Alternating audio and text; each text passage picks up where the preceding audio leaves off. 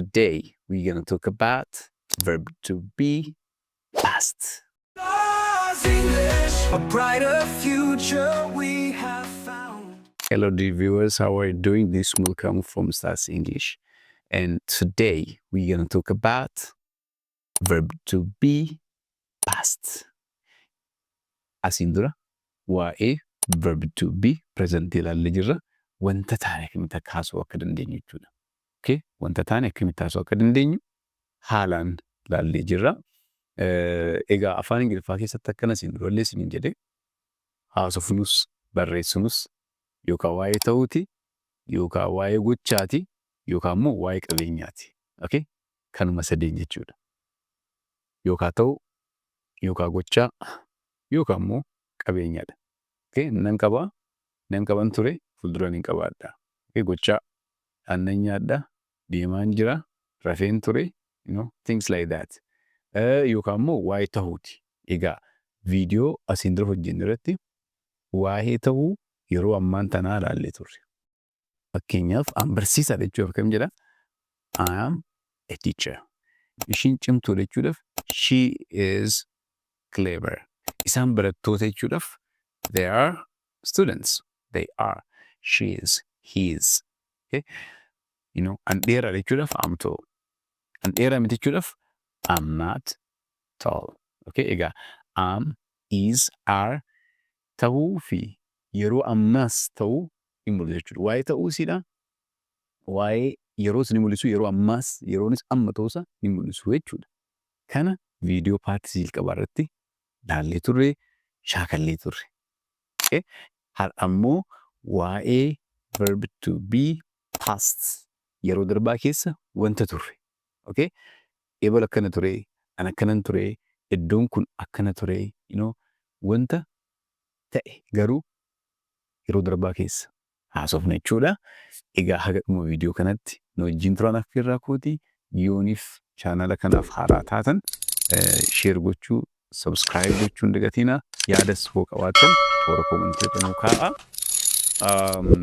There you go. Let me go to today's lesson and look. If it is past, egaa ta'uudha. Yeroo darbaa keessa wantan ta'ee ture ibsuudhaaf maalan jedha fakkeenyaaf an barsiisaan ture jechuudhaaf. Okay? I was a teacher. Right? I was a teacher. Ani barsiisaan ture. Isiin cimtuu turte jechuudhaaf. She was clever.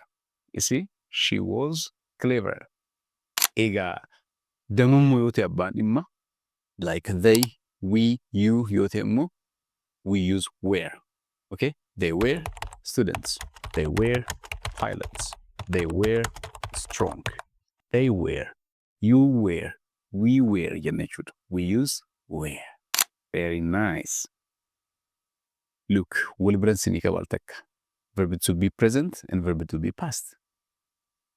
I am a teacher. I'm barsiisaadha. I was a teacher.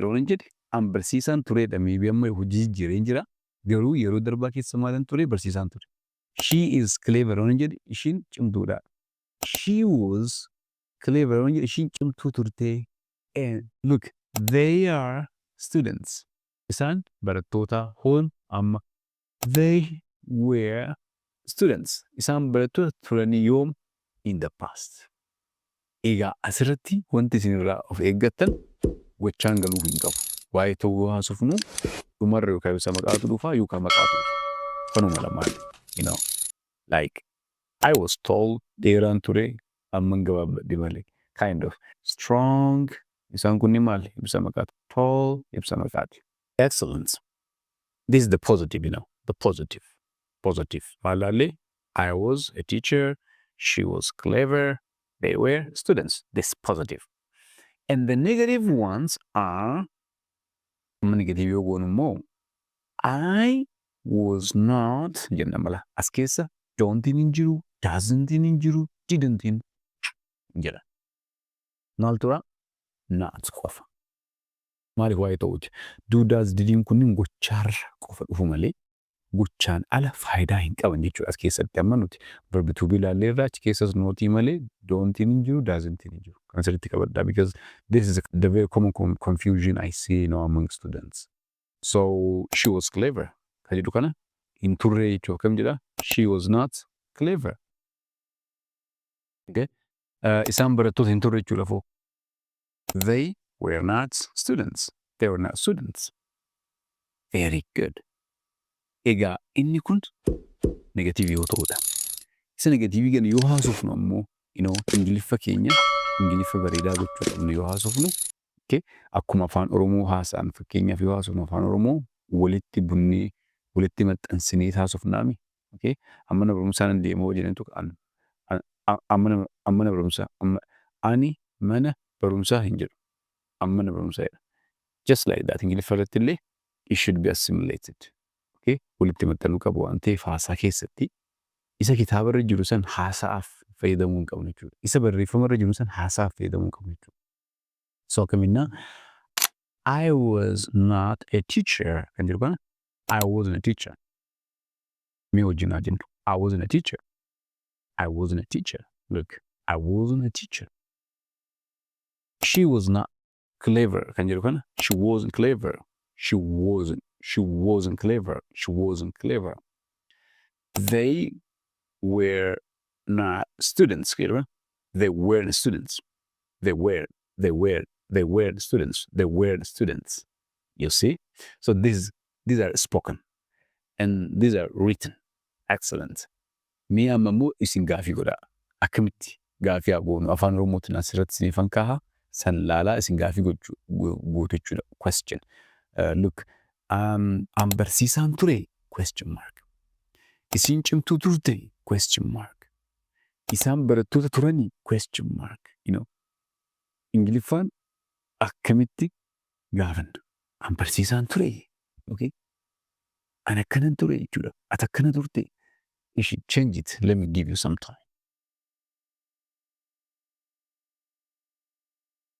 Excellent. Sirriitti akka jirtan abdiin godha. Akkaminnaa if it is question, okay, the third one is question. We've seen the positive, negative, and now it's question. Akkam jennaa an barsiisaan ture jechuudhaaf was I a teacher? Was I a teacher? Was I a teacher? And the second one, was she clever? He saw it, it is the same. Was she, was it, was he clever? Isaan barattoota turanii jechuudhaaf afaan Oromootiin wanti hedduu jiru takka illee hin jiru. Isaan barattoota turan jenneetu qaayoo goone daatis himataa. Isaan barattoota turanii isuma dhumaa kana eeressine ayoo goone maal ta'e jechuudha gaafii ta'a. Ingiliffa irratti garuu hedduu hojii jira jechuudha. So where they were hin jennu where they jenna. Were they students? Isaan barattoota turanii. You see? Excellent. Ammoo yoo gaafii gaafatame kanaaf deebii kenninu fakkeenyaaf an barsiisaan ture ammata lama ammata sadii dura barsiisaan ture. Yes I was. Okay. Qotee bulaan ture hoonan jedhe immoo qotee bulaa waan ture maal jedha no I wasn't. Were you fakkeenyaaf amma mee isin na gaafadhaa. Ati barataa turte hoonaan jettan akkamitti na gaafattu. Were you a student? Were you a student? Barataa turte na jettaniimi maalin jedhaa barataan ture barataatiin san booda barsiisaa ta'e waan ta'eef. Yes I was. It's gonna be my answer. Yes I was. Okay. Were you a student? Yes I was a student. Gatiin deebisuu jechuudha. Was she clever? Waa'ee namaa gaafa haasofnu kaa isiin jabduu turte. Hiriyaan teessuun jabduu turte. Was she clever? Cimtuu turte. Sorry, clever is cimtuu. So cimtuu turte. Yes, she was. Hin beektuun she was. She was clever. Kanaafuu yes jennee she was jennee jechuudha. No, she wasn't. No, she wasn't. Hin turre. Nan beekan. Cimtuu hin turre. Amma jabaatte malee duraan cimtuu hin turre. You understand what I mean? Okay, very good. Now, I'm going to give you some kind of activity you'll practice. But before I give you that activity, let me show you some kind of, pronunciation corrections. Amma, they were jennami they were. TH bakka takkatti dhufnaan by the way sagalee the jedhu qaba.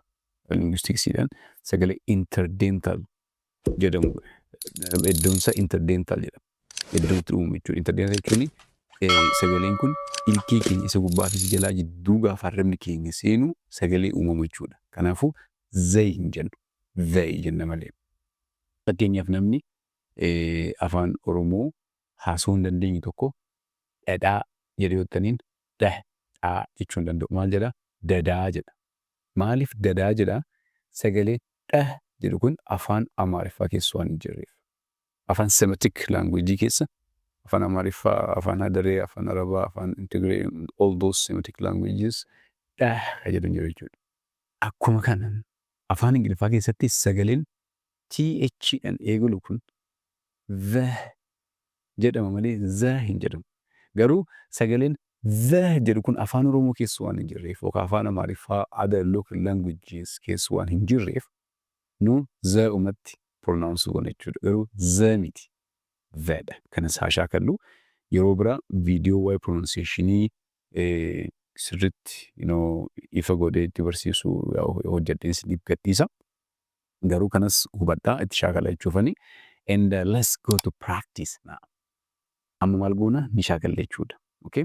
So practice jechoota asirratti ibsoota maqaa isiniifan kaahaa. Ibsoota maqaa kanneen ilaalaa asiin dura akkanan ture, asiin dura akkana hin turre jettanii waa'ee mataa keessanii taasiftu jechuudha. Waa'ee mataa keessanii jechoota kanneen ilaalaa. Number 1, a child. Number 2, angry. 3, wise. 4, polite. 5, rude. 6, selfish. Confident. Lazy. Hiika isaanii si hima.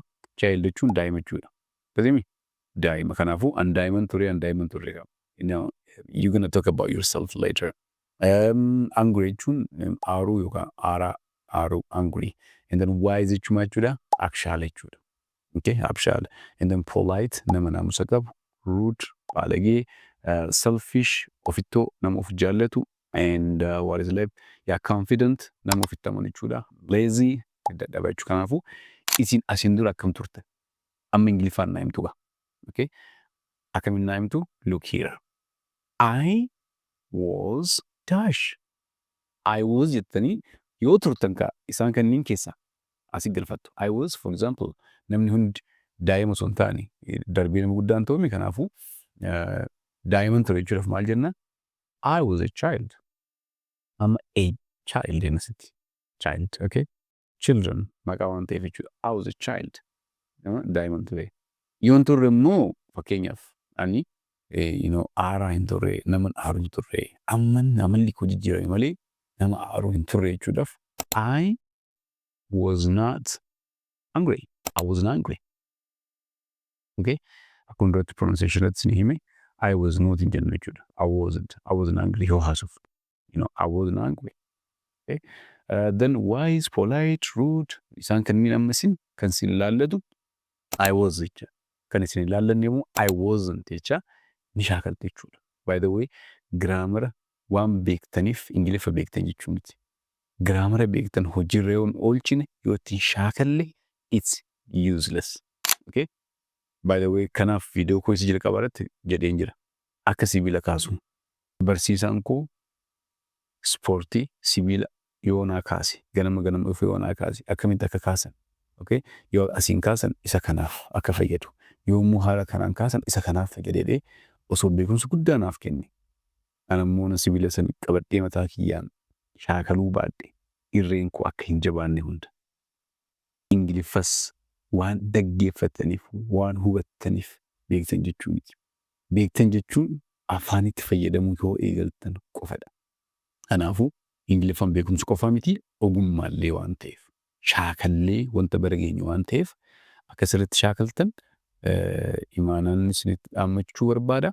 Egaa jechoota kanneen viidiyoo dhaabdanii itti fayyadamtanii shaakalaan isinii jedhan marsaa part 3 yookiin boqonnaa sadaffaa irratti ammoo waa'ee verb to be future ilaalla jechuudha. Fuulduratti ammoo akkana nin ta'a akkana ta'uufan deemaa an akkana hin ta'u jechuudhaaf immoo haala kamiin yaada san ibsina kan jedhu irratti viidiyoo gabaabduu akkanaan isiniif hojjedha. Waan nu wajjin turtaniif guddaa galatooma. Yooniif YouTube kanaaf haaraa taatan subscribe gochuun dagatina, share like godhaa YouTube kana guddisaa. Thank you so much and I'll see you soon.